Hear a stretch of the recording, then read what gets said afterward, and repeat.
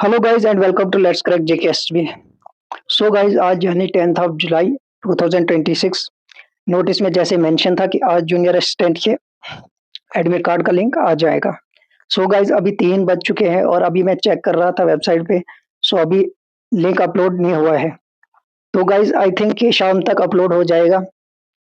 तो guys I think जो shortlist candidate है उसी हिसाब से हमारे एडमिट कार्ड भी आ जाएंगे। उसी सीक्वेंस में हमारे एडमिट कार्ड भी आएंगे। बहुत चांसेस हैं कि आज ही एडमिट कार्ड का लिंक आ जाएगा।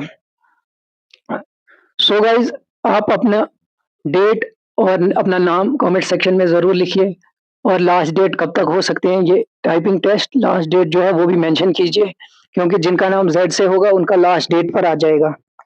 तो उस हिसाब से पता चल जाएगा कि कितने दिन टाइपिंग टेस्ट में लगेंगे। So guys thank you for watching this video. Video अच्छी लगी हो तो चैनल को सब्सक्राइब करें, वीडियो को लाइक करें और कमेंट में ज़रूर लिखें कि आपकी डेट कब आ रही है। So guys, thank you for watching this video.